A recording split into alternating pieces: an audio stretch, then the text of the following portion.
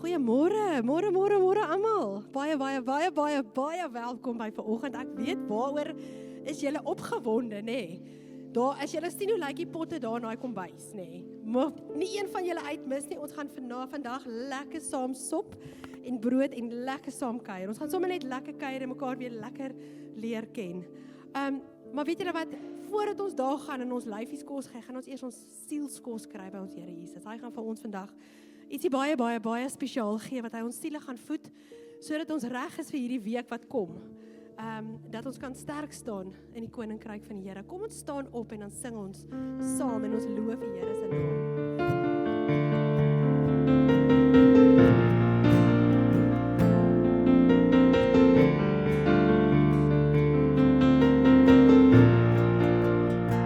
Wie is 'n God soos U? Wie kan vergelyk? Wie het die grootste naam? Stel die grense van die oseaan. Wie kan oor sy grootheid stry?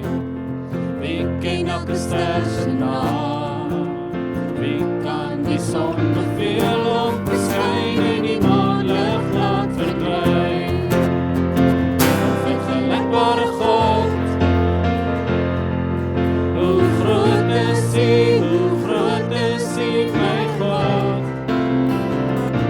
Wie is U gelyke, onvergelykbare God?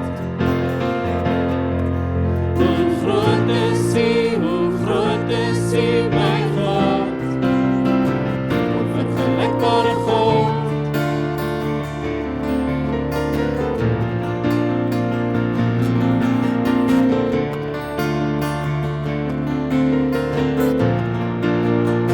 Wie is 'n God soos U? Wie kan vergelyk? Wie het die grootste naam? Stel die grense van die oseaan. Wie kan oor sy grootheid stry? Wie ken elke ster se naam? Wie kan die son beveel om te skyn en die maanlig laat verdwyn? Onvergelykbare God, hoe groot is U, my God? Wie is U gelyke, onvergelykbare God? Hoe groot is U, my God? Onvergelykbare God.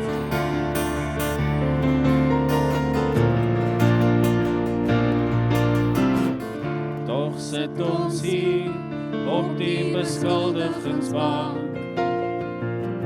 Skepper van die heelal, onder kruis verhoor. Maar as ek nadink oor die grootheid Heer, dan staan die wysheid dom voor U, vergelykbare God. Hoe groot is U, my God? Wie is U gelyke, onvergelykbare God?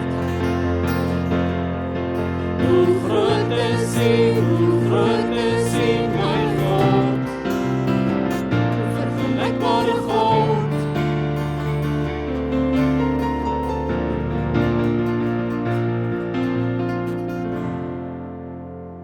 Julle kan maar sit, dankie.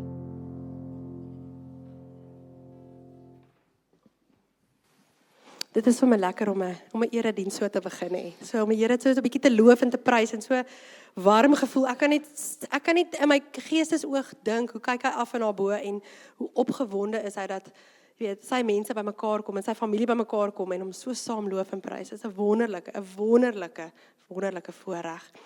Nou voordat ek afskop met die afkondigings, wil ek net eers 3 baie spesiale gaste by ons kom verwelkom vanoggend.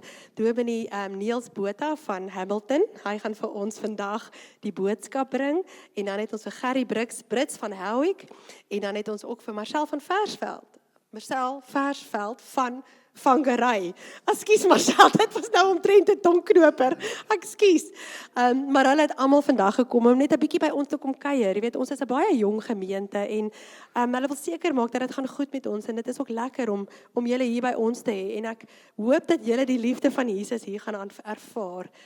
En dat die mense sommer vir julle baie stories gaan vertel en dat hulle julle sal ontvang met oop harte.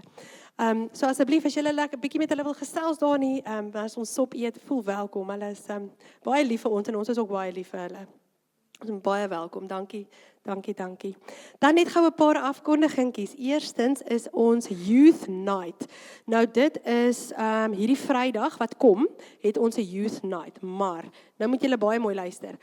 Julle moet vandag asseblief vir Lewon laat weet, want ons het 'n sponsor gekry vir die kaartjies. So al die kaartjies vir die movie night is gratis, maar ons moet môre die kaartjies boek.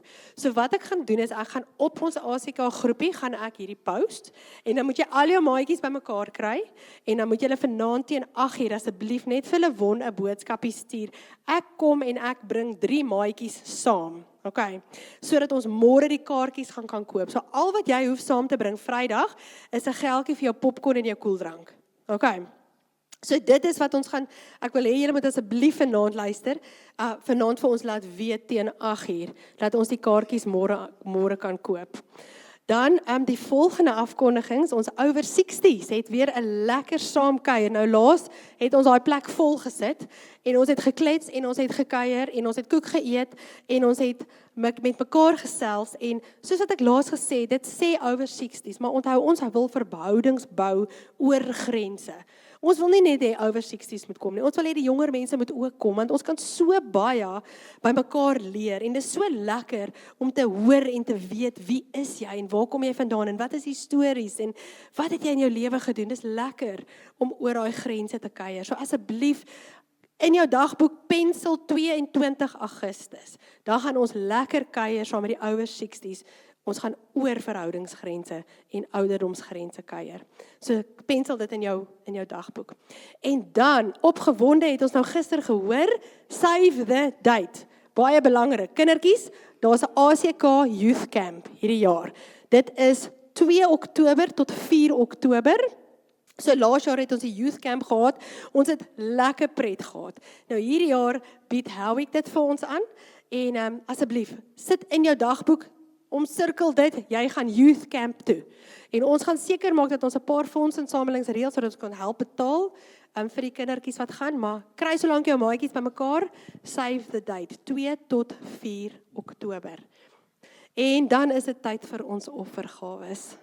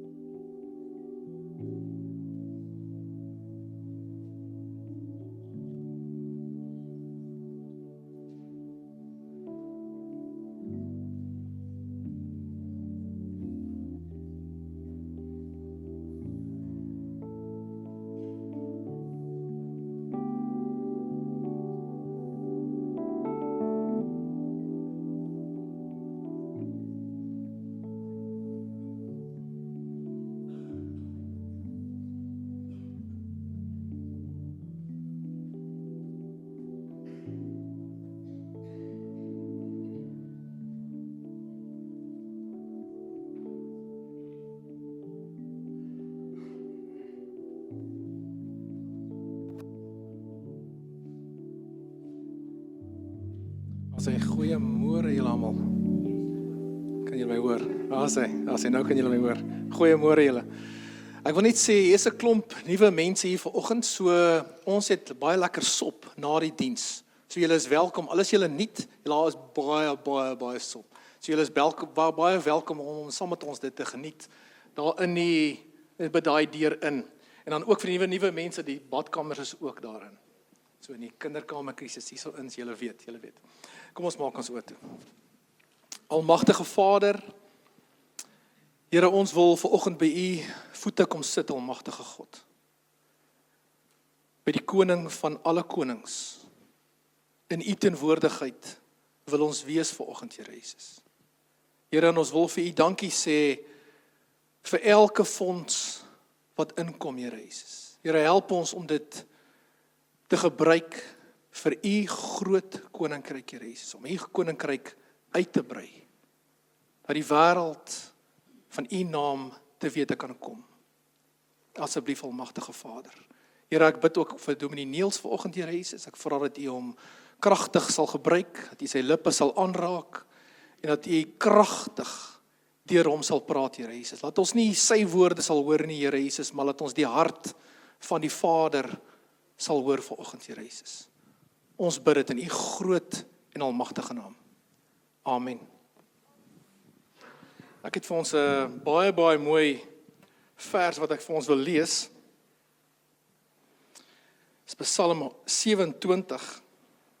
Dit is 'n Psalm van Dawid wat sê: Net een ding het ek van die Here gevra, en dit sal ek najag, dat ek my hele lewe lank in sy huis mag woon, om sy goedheid te belewe en daaroor na te dink in sy tempel, om heeltyd in die teenwoordigheid van die Here Jesus te wees. En daarmee groet die Here ons vanoggend. Wees gegroet in die naam bo alle name, in die naam van die Vader en die Seun en die Heilige Gees. Amen. Kom ons staan en sing ons lekker saam.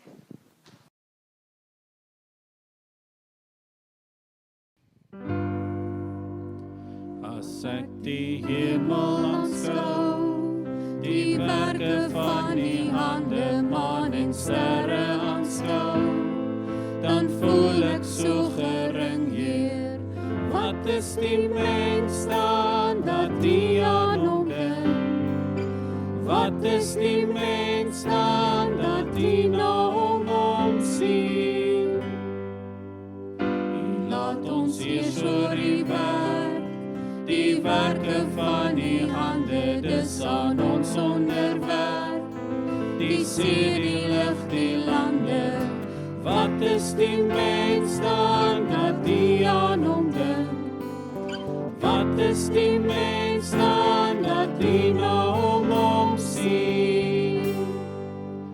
O Heer ons Heer, hoe wonderbaar U naam, o Heer ons Heer, Jy gaan roem sy naam, o Heer ons Heer, hoe wonderbaar U naam, o Heer ons Heer, Jy gaan roem sy naam. As ek die hemel aanskou, die werke van die hande, maan en sterre aanskou, dan voel ek so gering, Heer. Wat is die mens dan dat die aan hom dink? Wat is die mens dan dat die na hom omsien? O Heer ons Heer, die werke van die hande, dis aan ons onderwerp. Die see, die lig, die lande. Wat is die mens dan dat die aan hom dink? Wat is die mens dan dat die na hom omsien? O Heer ons Heer, hoe wonderbaar U naam, o Heer ons Heer, Jy gaan roem sy naam, o Heer ons Heer, hoe wonderbaar U naam, o Heer ons Heer, Jy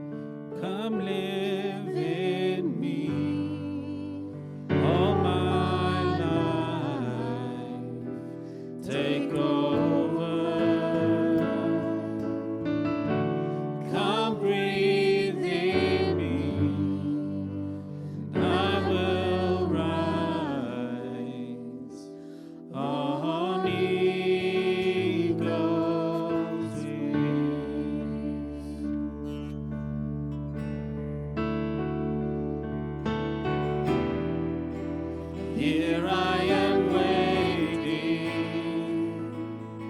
Abide in me, I pray.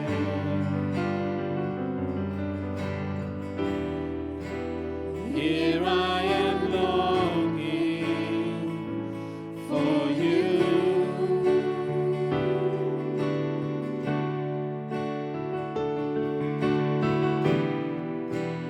Hide me in your love.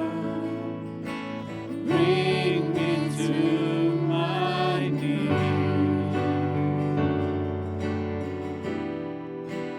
May I know Jesus more and more.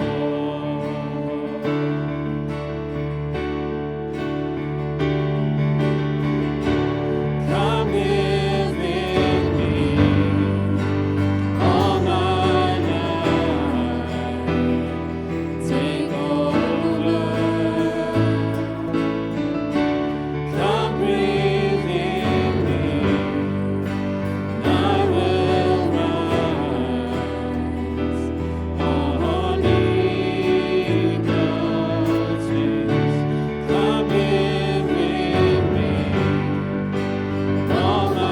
wings. Come live in me all my life. Take over. Come breathe in me. I will rise on eagle's wings. Come live in me all my life. Take over. Come breathe in me, and I will rise on eagle's wings.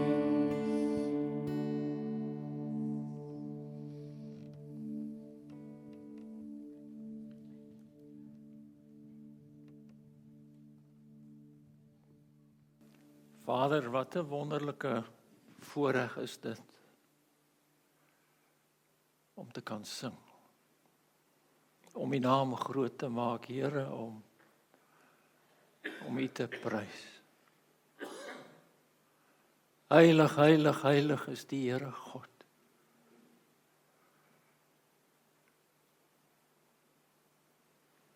Can live in me, Lord. Here, dankie dat U by ons is. Dankie dat U nie 'n God is wat in die heelal elders op 'n troon sit en ons net dophou nie, maar U leef in ons. U leef in die kerk.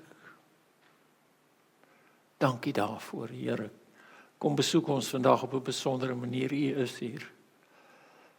Breek U woord vir ons oop. Help vir ons, Here, dat ons sal hoor dit wat die Gees vir ons wil sê. Werk in ons harte, Here, breek die skanse af wat daar is tussen U en ons so dikwels. Omdat ons hardhorend is, omdat ons nie mooi luister nie, omdat ons te besig is, of vir watter rede ook al. Praat met ons. Seën vir ons op 'n besondere manier, Here, en ons bid dat U naam verheerlik sal word. Deur dit wat ons hier doen, dit wat ons sing, dit wat ons dink, dit wat ons hoor, dit wat ons sê, dit wat ons praat, dat alles U naam sal verheerlik, want U is waardig. Ons gee U al die eer vanmôre. In Jesus naam bid ek dit. Amen. Alle kindertjies, daar's jeugbediening vandag. Vir alle kindertjies kan na hulle klasse toe gaan.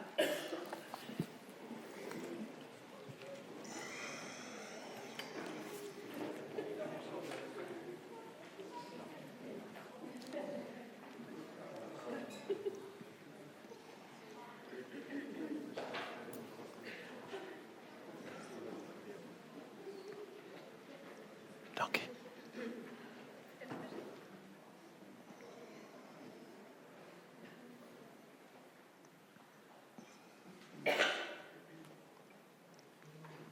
Vriende, dit is my voorreg om hier te wees. Ek deel graag die woord van die Here met u. Ek gaan lees uit 1 Petrus 1 vers 13. Dan gaan ek lees tot by 1 Petrus 2 vers 5 uit die 83 vertaling uit. Petrus skryf hier en hy sê: Wees daarom verstandelik, wakker en nugter, en vestig julle hoop volkome op die genade wat julle deel sal word by die wederkoms van Jesus Christus. As gehoorsame kinders moet julle nie julle lewe inrig volgens die begeertes wat julle vroeër gehad het, toe julle God nie geken het nie. Nee, soos hy wat julle geroep het heilig is, moet julle ook in julle hele lewenswandel heilig wees. Daar staan immers geskrywe: Wees heilig, want ek is heilig. Vers 17. Aangesien julle hom as Vader aangeroep het, wat oor elke mens onpartydig volgens sy dade oordeel, lewe dan in eerbied vir hom gedurende die tyd van julle vreemdelingskap in die wêreld. Julle weet tog dat julle nie met verganklike middele soos silwer of goud losgekoop is uit julle oorgeerfde, sinnelose bestaan nie. Inteendeel, julle is losgekoop met die kosbare bloed van Christus die Lam, wat vlekkeloos en sonder liggaamsgebrek is. Reeds voor die skepping van die wêreld is hy hiervoor bestem, maar terwille van julle het hy eers in hierdie eindtyd gekom. Deur hom glo julle in God, wat hom uit die dood uit opgewek en aan hom heerlikheid gegee het, en daarom is julle geloof en hoop op God gerig. En nou dat julle in gehoorsaamheid aan die waarheid gereinig het, om mekaar as broers, en kan ek maar sê susters, ongeveins lief te hê, moet julle mekaar dan ook van harte en vurig lief hê. Julle is immers wedergebore, nie uit verganklike saad nie, maar uit onverganklike saad. Daarmee bedoel ek, dis die lewende en ewige woord van God. Die skrif sê tog, die mens is soos gras en al sy pragt soos 'n veldblom. Maar die gras verdor en die blom val af. Maar die woord van die Here, dit bly vir ewig. En hierdie woord is die evangelie wat aan julle verkondig is. Dan 1 Petrus 2 gaan hy aan en hy skryf en hy sê: Hou dan op met elke vorm van kwaad, met alle bedrog, huichelary, jaloesie, kwaadpratery. Soos pasgebore kindertjies smag na melk, moet julle smag na die suiwer geestelike melk, sodat julle daardeur kan opgroei en die saligheid verkry. Julle het immers ondervind dat die Here goed is. Dan 'n belangrike vers vanmôre, kom na hom toe, die lewende steen, wat deur die mense afgekeur is, maar deur God vir die ereplek uitverkies is. Laat julle as lewende stene opbou tot 'n geestelike huis, om 'n heilige priesterdom te wees en geestelike offers te bring wat deur Christus Jesus vir God welgevallig is. Amen. Ek lees tot sover. Dis nogal 'n mond vol, né? Vriende, weet julle, as die moeilikheid kom, as 'n gemeente deur 'n moeilike tydjie gaan, as hulle so deur die drif gaan, dan gebeur iets baie mensliks, baie maklik, en partykeer baie vinnig. Kyk wat ons dan mos maar doen is, dan vra jy dadelik, wat gaan nou gebeur? Hier is mos nou 'n probleem of 'n uitdaging. En ons wêreld raak al hoe kleiner. Dit gaan in jou lewe ook mos so, as jy pop op die fan stryk, dan word jou lewe net so vinnig, net so klein. Dan begin jou gedagtes so maak. Ons dink aan vergaderings, besluite, gesprekke, gerugte, en die vraag is, wie is reg? Ons dink die hele tyd daaroor, en dit kom vinnig op, maar sonder dat ons dit besef, raak God se verhaal, sy groot verhaal met die kerk, raak weg. Want ons dink net hier, ons eie omstandighede, wat gaan ons maak? Nou wat ek gelees het vanmôre, so julle dalk gesien het, as ek so begin, dan verras Petrus ons 'n bietjie met wat hy skryf. Want hy doen twee dinge wat ons eintlik nie sou verwag nie. Hy begin nie by probleme nie, hy begin by hoop. Hoor wat sê hy in vers 13?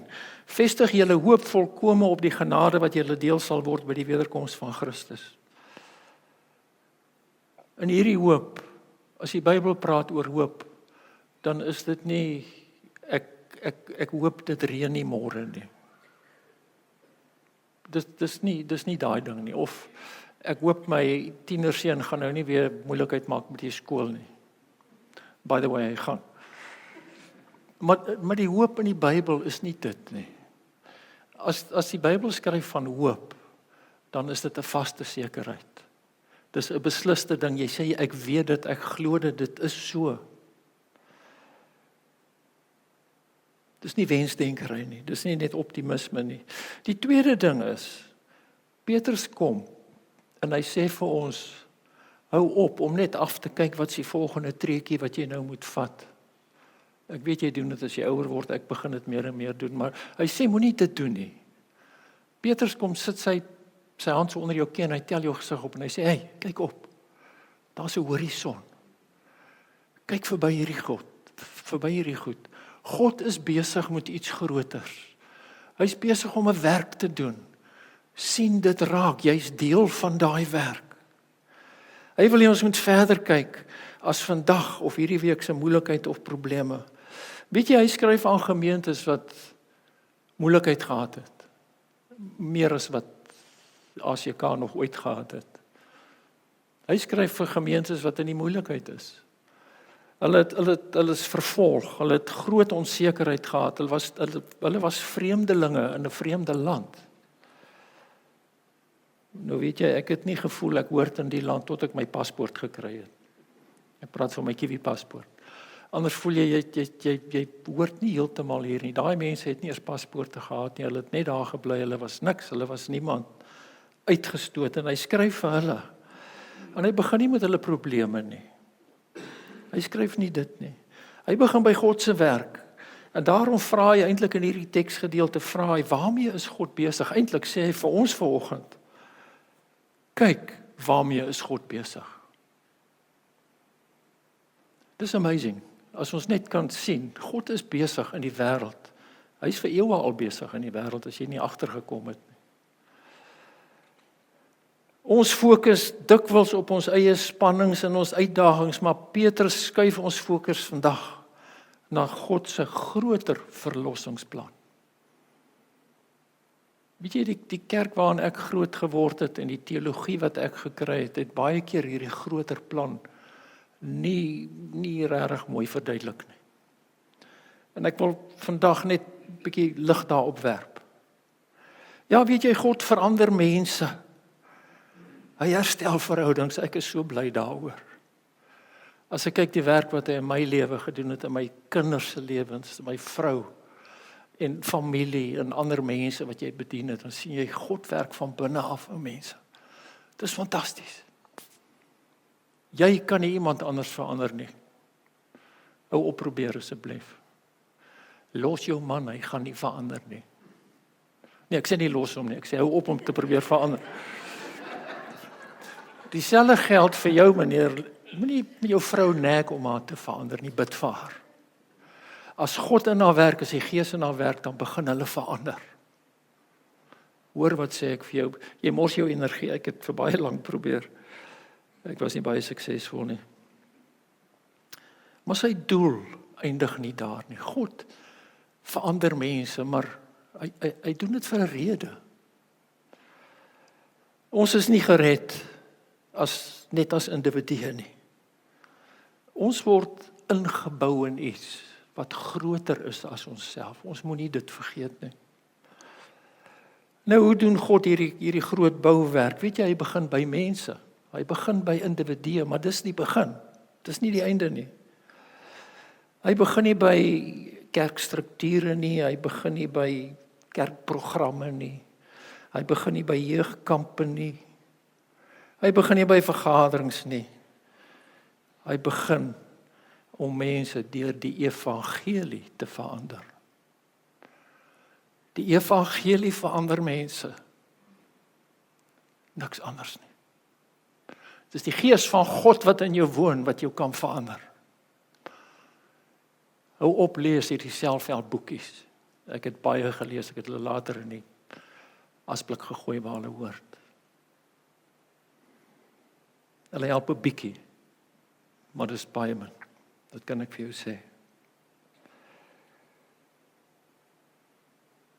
Hy verander mense deur die evangelie, dis wat ons gelees het. Hy verander mense se hoop, hy gee vir mense hoop. Hy verander hulle denke. Hy verander hulle lewe. As ons lees hier in vers 13 tot vers 21, dan begin God sy groot bouwerk by mense soos ek en soos jy. Ek is nie spesiaal nie. And by the way, jy is ook nie God se wit broodjie nie, al dink jy party daar so. God het nie wit broodjies nie. Hy het ons almal ewe lief. Ek hoop ons het hom almal ewe lief. Ons fokus skuif so maklik op wat ons van God nodig het, of wat ons vir God moet doen. Here, ek het moeilikheid, kom help my. Ek het iets nodig. Here, ek moet hierdie kerk red, hier's groot drama. Weet jy, dit gaan nie oor jou nie. God is in jou. Jy's okay. Petrus begin hierdie gedeelte by wat God reeds gedoen het. Nie by wat jy nou moet doen nie. Ja, daar's verantwoordelikhede, dit is so. Maar hy begin by wat God reeds gedoen het. So die eerste vraag is nie, hoe kan ek 'n beter Christen wees? Wat kan ek doen dat ek tog net in die hemel opeindig? Dis mos die teologie wat ons geleer het. Gee jou hartjie vir Jesus, lewe baie mooi lewe, dan gaan jy hemel toe.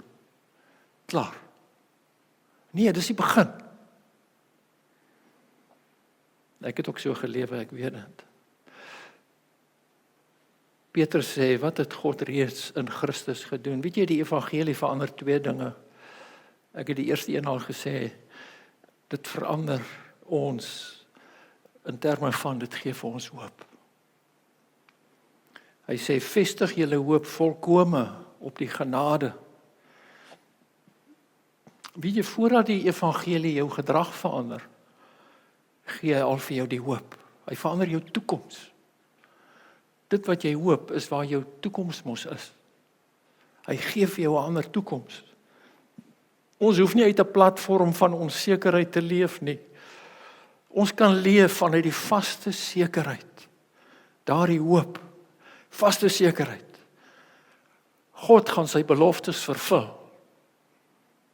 Hy is nie ek en jy wat sê ja, ek sal dit doen en dan vergeet jy nie. Hy doen wat hy sê. Al twee kante toe. Hy sê as jy ongehoorsaam is, gaan ek met jou deel, jy moet dit weet. Maar hy sê ook, ek is lief vir jou, ek gaan jou red. En die werk wat ek in jou begin het, sal ek klaarmaak. Dit gee my soveel hoop. Hy gaan my nie laat staan nie. Hy gaan jou nie laat staan nie, hy gaan nie sy kerk laat staan nie. Hy het dit nog nooit gedoen nie. Ek wil dit net vir jou sê, asseblief onthou dit. Ons het 'n sekerheid, hy sal sy beloftes vervul. Tweede ding wat dan gebeur is, dan verander hy jou lewe. In vers 15 en 16 som dit op in een woord, heilig. Hy sê, dis wat ek wil hê, heilig. Heilig beteken nie, ek is foutloos nie. Dan gaan jy dit nie maak nie. Die fault lines is te groot. Dis in Christus vergewe, maar ons het baie foutlyne, elkeen van ons. Heilig beteken net, ons behoort aan God, ons is op sy gesit vir hom. Leef dan sodat jy op sy gesit is vir hom. Dit is waar. Heiligheid is nie net 'n voorreg nie, dit is ook 'n opdrag en daarom sê Petrus in vers 17, hy sê leef in eerbied vir God. Weet jy, as ek by 'n braaivleis is en iemand staan daar en hy praat van die ou kerel daarbo, dan voel ek wil sy hand in die kole druk. Waar is die eerbied vir God as jy dit sê? Vertel my. Hy's nie jou buddy nie. Hy's heilig, ons het dit gesing. Heilig, heilig, heilig. Ek dink ons het nie genoeg ontzag vir God nie. Daarom leef ons soos ons leef, ons doen wat ons doen. Ons dink is maar okay, ek het al gesê, ons dink so op 'n manier, ons is 'n wit broodjie, hierdie ander ons gaan hy piets, want hulle is baie stout. Maar vir my, nee, ek dink nie so nie. Jy maak 'n fout. Leef in eerbied vir God. Ek wil jou herinner daaraan. Dit is nie die boodskap vandag nie, maar dit staan hier. Nou is die vraag, hoekom verander God mense so radikaal? Hy heilig hulle. As jy in Christus is en die Vader kyk vir jou, dan sien hy jou as heilig, want jy is in Christus verborge. Is dit nie fantasties nie? Hoekom doen hy dit? Petrus sê vanmôre vir ons, dis nie omdat ons dit verdien nie. Dis nie omdat jy die stoele so mooi uitpak elke Sondag nie, of sulke lekker musiek maak, of 5 ure 'n dag bid. Nee, hy het niks daarmee te doen nie. Hy werk in elk geval daai goed in jou. Ons verdien dit nie. Dis nie omdat ons onsself verbeter het nie. Ek gaan myself eers 'n bietjie verbeter, dan sal ek na God toe gaan, maar dan gaan ek meer aanvaarbaar wees. Nee man, dis nie waar nie. Ons is reeds losgekoop. Nie met silwer of goud nie. Deur Jesus se bloed. Dis wat hy sê. Kosbare bloed. En weet jy, dit was nie 'n noodplan nie. God is nie bietjie onverwags gevang daar in Genesis 3 nie. Die sondeval het plaasgevind, nou dink hy, ja, nou wat gaan ons, nou moet ons 'n plan B maak. Nee, Petrus sê, voor die grondlegging van die wêreld af, het hy geweet, dis wat hy gaan doen. Dis amazing. Ons kan dit nie lekker verstaan altyd nie. Voor die skepping was dit God se verlossingsplan, dit staan in vers 20. Deur Christus se kruis en opstanding het hy ons uit 'n sinlose bestaan verlos. Waarvoor leef 'n ateïs? Vertel my dit. Why bother? Of jy daar is of nie, dit maak geen verskil nie. Waarvoor leef jy? Ek dink dit verklaar baie keer hoekom die wêreld lyk soos hy lyk. Sinlose bestaan, hy het ons daar uitgehaal.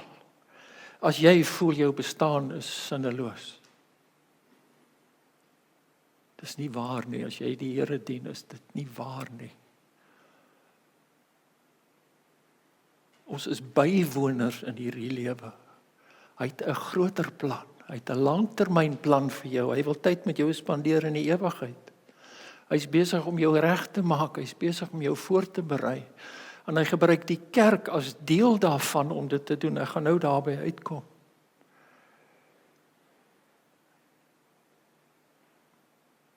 Hy wil hê ons moet ons geloof en hoop op hom sit. Nie aan kiwisuiwer nie.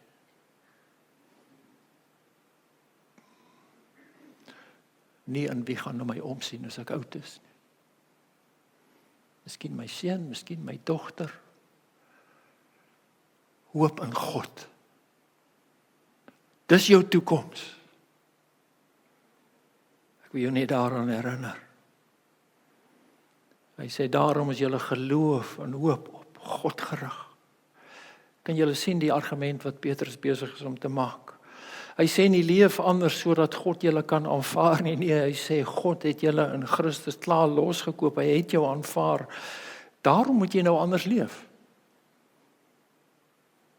Dis die punt. Weet jy, die evangelie verander ons hoop. Hy gee vir ons hoop. Verander ons lewe. Rig ons geloof op God, dis wat ek nou net gesê het, maar dis nie die eindpunt nie. Daar's 'n groter plan. God verander mense nie sodat elkeen sy geloof op sy eie kan leef nie. Jy gaan nie so deur en sê, daai een gaan ek red, daai een, so nou gaan ek jou heilig maak en dan gaan jy hemel toe, en dis dit nie. Nee, hy sê ek red vir julle, maar nie om as individue in my privaatheid my godsdienst te bedryf en te beleef nie, en dit het niks met iemand anders te doen nie. Hy sê nee, dis nie waar nie. Hy red jou sodat jy deel kan word van iets groters. Hy skep 'n nuwe familie. Hy red jou dat jy in 'n nuwe familie kan inkom. En dit bring ons by die vraag, wat wil hy uiteindelik, wat is hy uiteindelik besig om deur sy verlossingsplan te doen? Wat wil hy bereik daarmee? Ja, 'n groot wonderwerk is dat God vergewe sondes, ek is so bly daaroor. Niemand kan dit verdien nie. Ons weet dat vergifnis is die deur waardeur ons in God se koninkryk ingaan. Maar dis nie die einddoel nie. Die einddoel is nie hy wil jou net red dat jy in die hemel kom nie. Dis nie die volle waarheid nie. Daar's goed daarby. Kom ek vertel vir jou. Hy vergewe ons en hy red ons sodat hy vir homself 'n volk kan versamel. Hy wil jou deel maak van die ander wat ook gered is. Dis wat hy doen, hy's besig daarmee. Sodat vreemdelinge broers en susters kan word. En daarom is vers 22 so opvallend. Hy het nou gepraat oor heiligheid en die verlossing en die kosbare bloed van Christus. Dis die evangelie wat ons baie goed ken. En dan sê hy, hoekom dit? Dan sê hy, om mekaar as broers ongeveins lief te hê. In die kerk is waar jy leer om mense lief te hê. Dis jou familie, dis jou boeties en jou sissies. Weet jy, liefde is nie 'n byproduk van die evangelie nie. Dis deel van die doel van die evangelie. God reinig sy mense, hy reinig vir my en vir jou, sodat hulle 'n nuwe gemeenskap kan vorm. Dis wat hy besig is om te doen.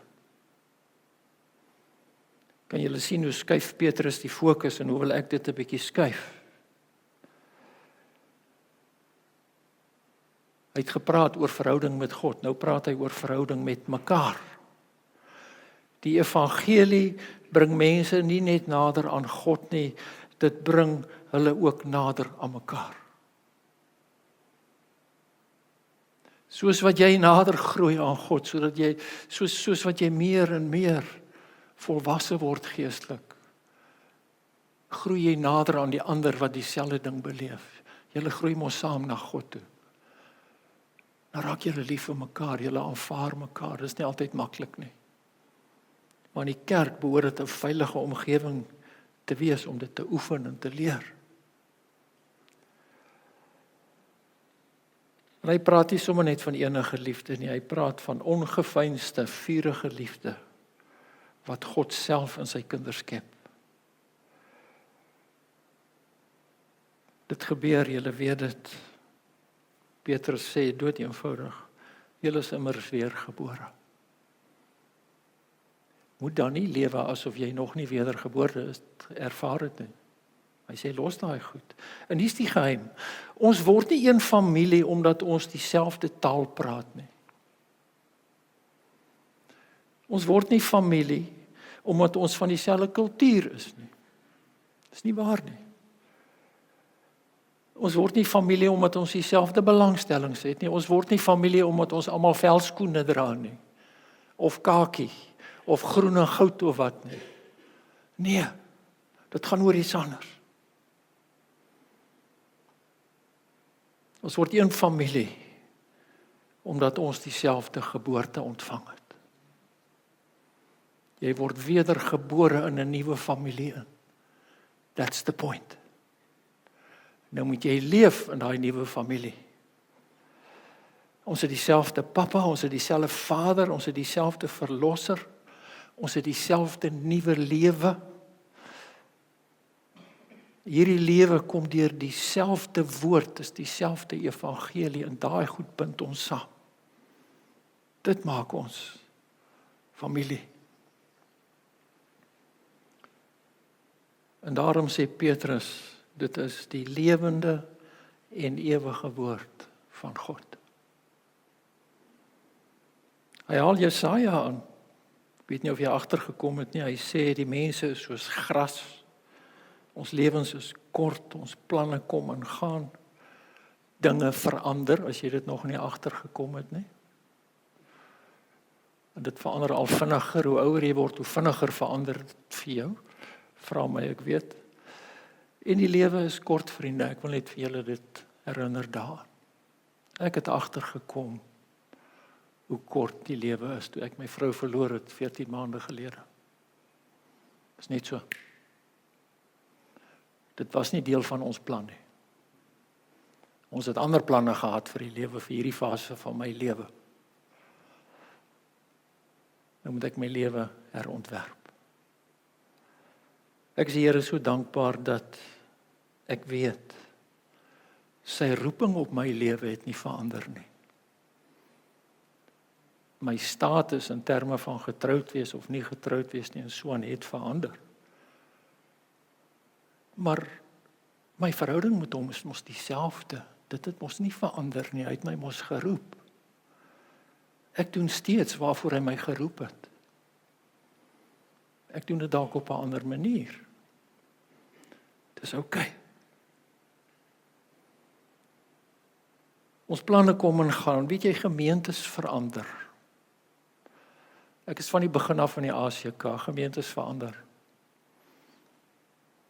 Oor julle wat sê ek, gemeentes verander.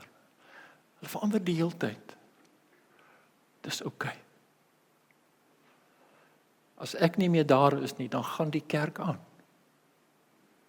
As jy nie meer hier is nie, gaan die kerk aan. God bring ander mense in. Hy gebruik ander mense. Hy is nie van jou afhanklik om die ACK aan die gang te hou nie. Hy is nie van my afhanklik om die ACK te red nie. Ek kan nie die ACK red nie. Ek kan myself nie eers gered het nie. Hy moes my red. Ek is 'n instrument. Sê Here, gebruik my. Ja, ek kry 'n paar klappe in die proses. Dis hoe dit werk. Dit is oukei. Gemeentes verander. Ons moet dit weet. Ons kan nie net vashou en sê vir 30 jaar het ek dit so gedoen, ek wil aanhou om 30 jaar se goed te herhaal. Gemeentes verander.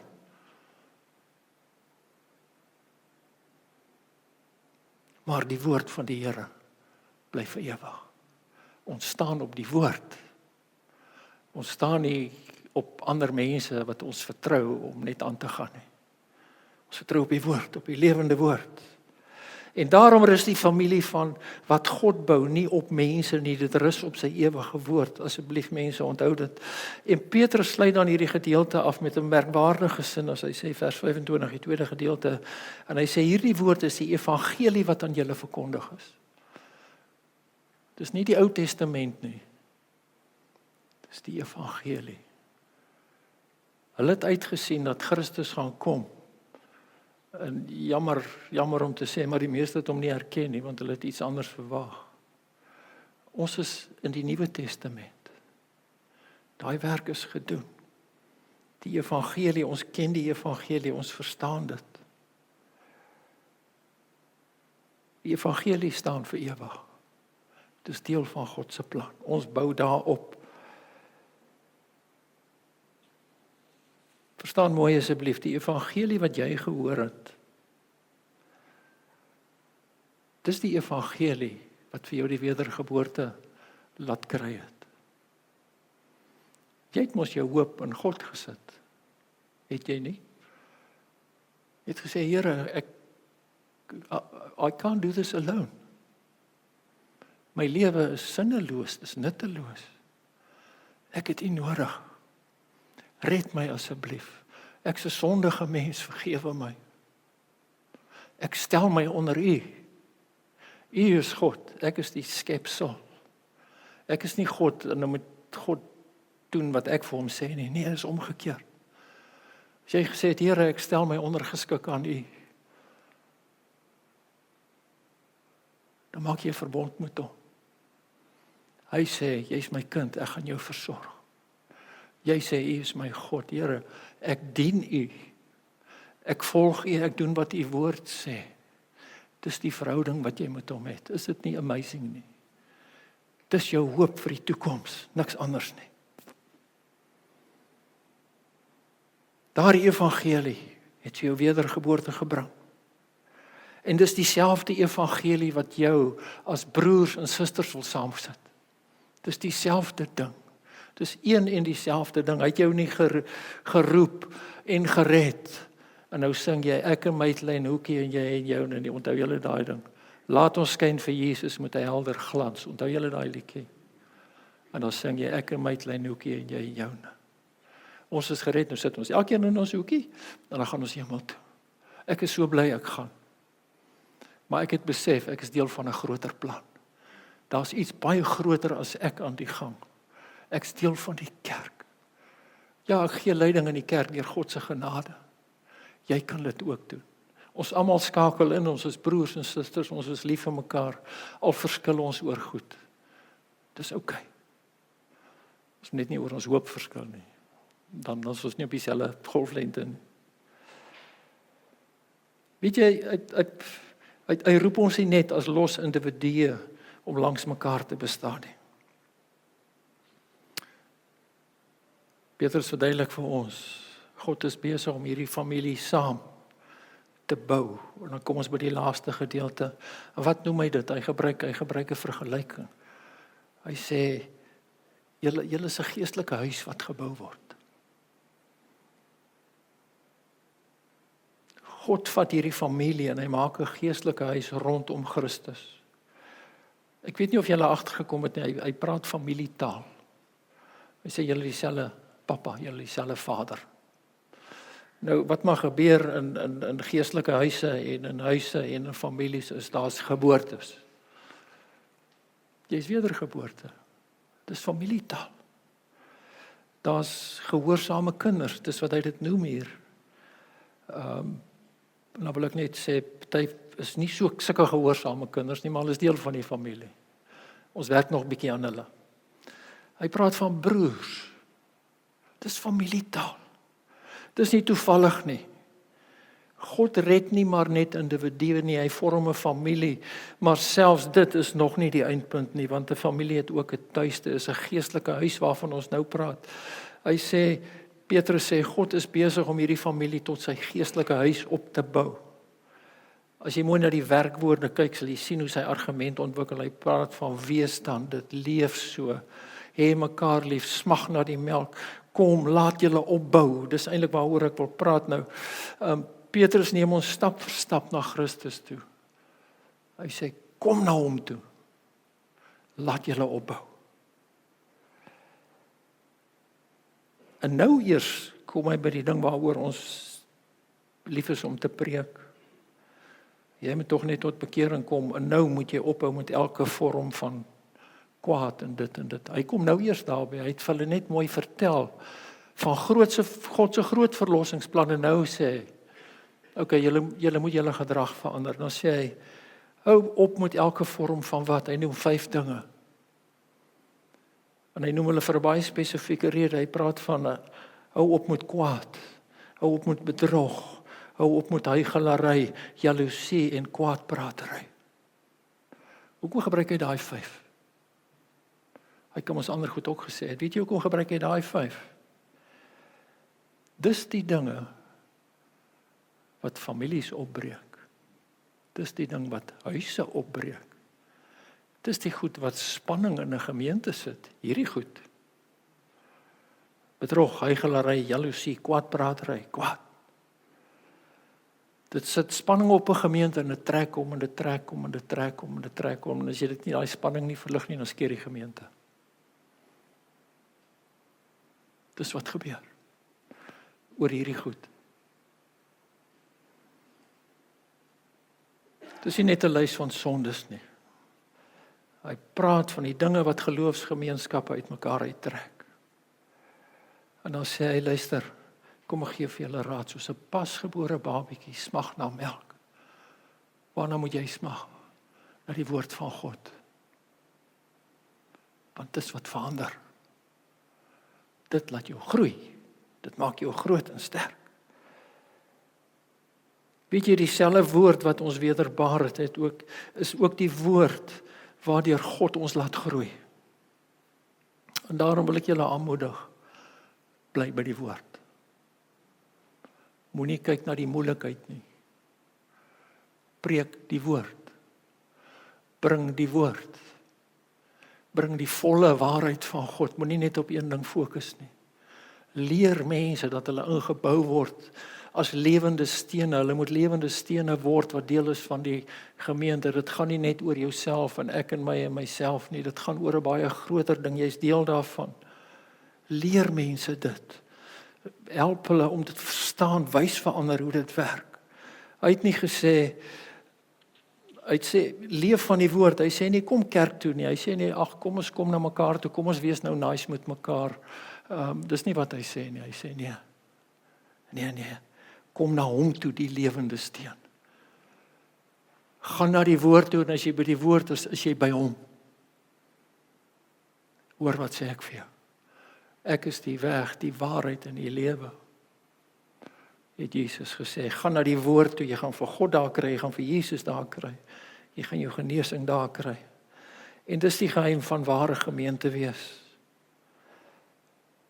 As mense saam nader aan Christus groei en leef, dan groei hulle ook nader aan mekaar. Ek het dit oor en oor gesien. Nie omdat hulle oor alles saamstem nie, ons kan verskil, dis okay. Maar is omdat hulle almal nader na dieselfde God toe groei, na dieselfde Here toe. Laat julle opbou, vriende, as lewende stene. Julle is nie los klippies nie. Julle is nie 'n hoop gravel wat daar in die hoek lê nie. Julle is lewendige stene.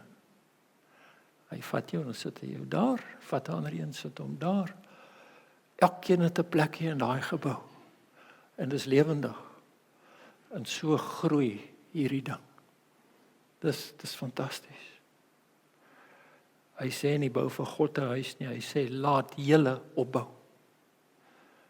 That's the point. Laat julle opbou, laat toe dat God jou verander sodat jy opgebou word en julle almal saam vorm hierdie lewendige huis.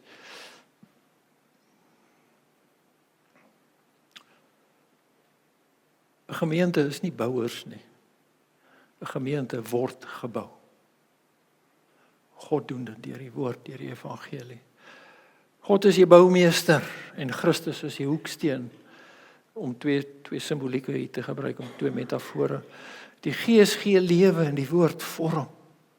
En ons laat ons deur hom inbou. Dis ons werk. Ons moet dit doen.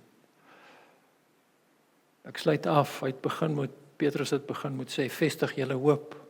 Hy eindig met hierdie geestelike huis, en dis nie toevallig nie. Ons het ook gesê dat die hoop is nie net wensdenkery of blinde optimisme nie. Onthou dit asseblief. Daar is nie hoop bloot omdat ek eendag hemel toe gaan nie. Baie groter plan, waarvan ek 'n deel is. Ek is die Here so dankbaar daarvoor. God sal sy werk voltooi. God bou sy kerk. Dis wat ek vandag vir julle wil sê. Baie mense kry seer in die kerk. Ek het 'n seer gekry in die kerk. Ek kan vir julle lang stories daaroor vertel. Maar ek het ook in die kerk my genesing gekry. It's amazing. Miskien voel dit vandag vir jou of jy geestelik seer gekry het. Jy's teleurgestel. Jy kyk op na mense toe. En dan laat hulle jou nie steek. Hulle sê verkeerde goed, hulle doen verkeerde goed. Maak nie saak wat hulle doen nie, hulle laat jou nie steek en jy is ongelooflik teleurgestel. Ons moet minder na mense kyk. Meer na God kyk. As 'n mens jou teleurstel, het God jou nie teleurgestel nie. Hy het nie verander nie. Dis mense wat vol foute is wat dit doen.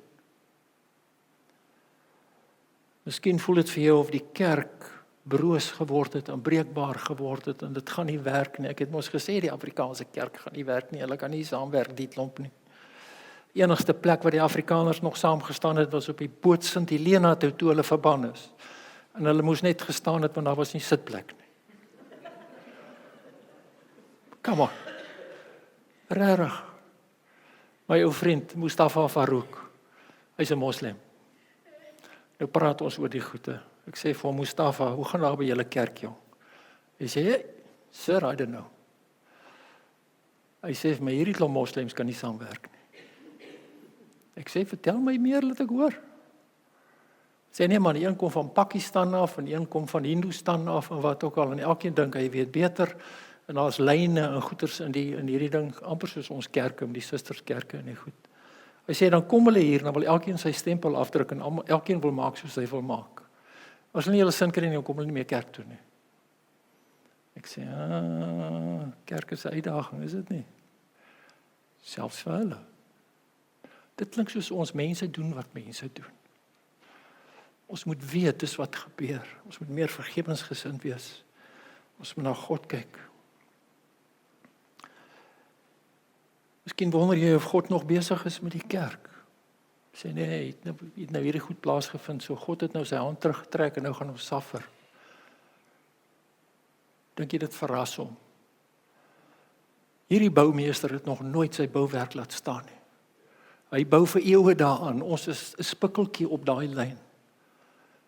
Hy is steeds lief vir julle, hy wil jou steeds inmessel as 'n lewende steen, moet dit nie vergeet nie. God is steeds besig, God bou sy kerk. 'n Kerk is nie 'n museum waar altyd alles moet netjies en perfek lyk in glaskaste en niks mag verander nie. Weet jy wat is 'n kerk?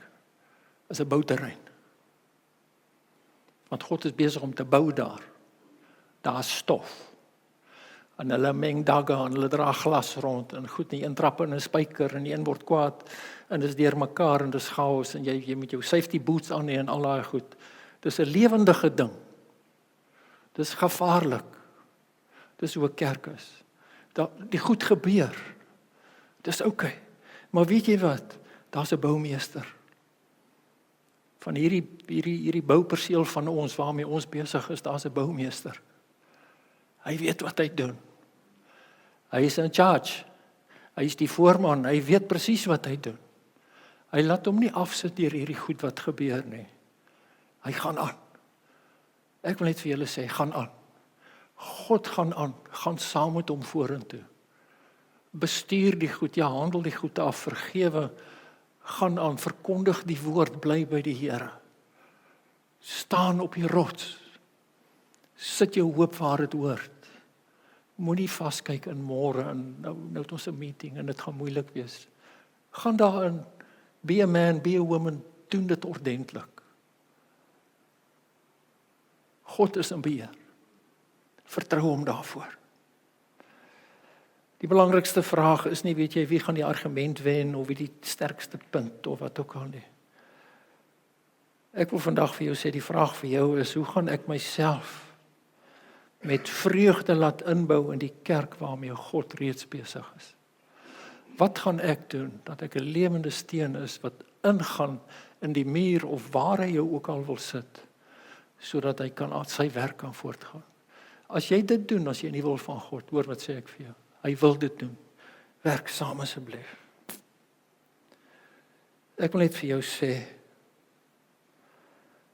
jy, elkeen van julle, en ek, is vir God kosbaar. Hy het dit reeds bewys, toe sy seun gesterf het aan die kruis. Hy hoef dit nie weer te bewys nie, hy het dit klaar gedoen. Dis waar Petrus begin, hy sê, kyk wat klaar gebeur het, leef daarin. Stap vorentoe uit in dit in, gebruik dit. Lê daarop, staan daar en weet jouself in die bloed van Christus, gaan vorentoe. Ons is vir God kosbaar. Ons is gered, ons is wederbaar. Maar ons is groter baie groter as ons omstandighede, want ons is deel van die koninkryk waaraan hy bou, van hierdie lewende huis wat hy bou. In ons rus, ons sit nie ons hoop op mense of kerkrade of predikante, op dagbestuure of daai goed nie. Ons hoop is nie daar nie, ons hoop is in God en ver in die toekoms in. Dis nie vir ons om die kerk te bewaar nie. Ons werk saam met God daaraan. Ons hoop rus daaraan dat die Here sy kerk nie sal los nie en dat hy die bouwerk gaan klaarmaak. Die kerk self en die werk wat hy in jou begin het. Hy gaan dit klaarmaak. Al is jy nou in 'n brakkol. Jy weet mos hoe dit gaan. Die voel die Here is ver, jong, ek wil nie lekker werk nie. Hou aan. Bly by hom. Ek wil net vra om dit te doen asseblief. In Jesus naam. Amen. Ek gaan nou afsluit met 'n gebed. Sluit julle oë asseblief.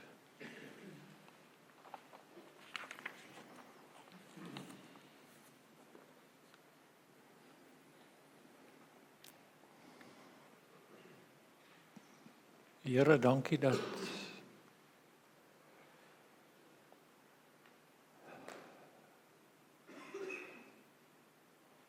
u verlossingsplan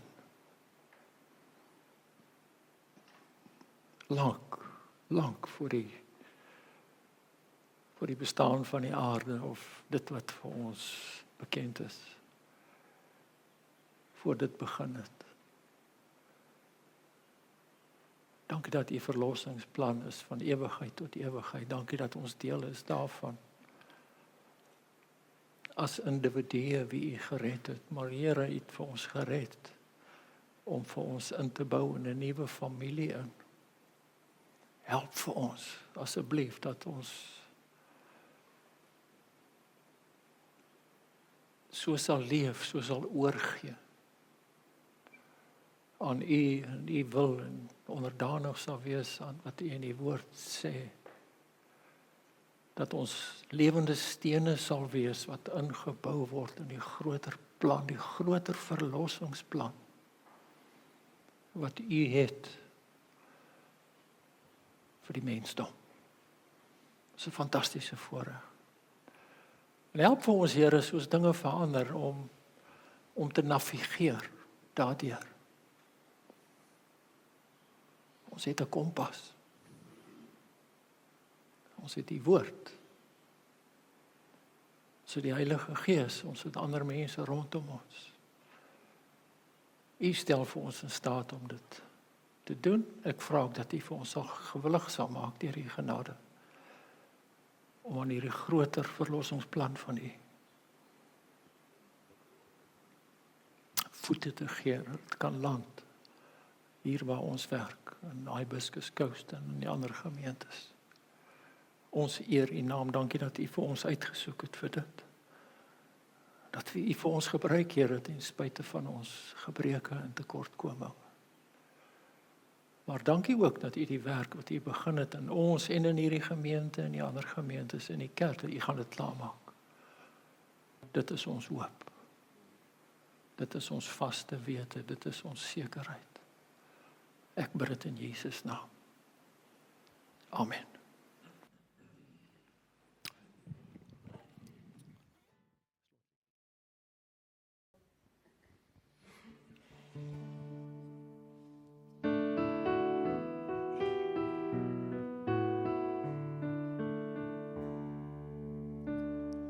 Die Here seën jou en hy beskerm jou. Hy skyn sy lig oor jou lewe. Hy sal genadig wees en altyd naby wees. Hy gee jou elke dag sy vrede. Die Here seën jou en hy beskerm jou. Hy skyn sy lig oor jou lewe. Hy sal genadig wees en altyd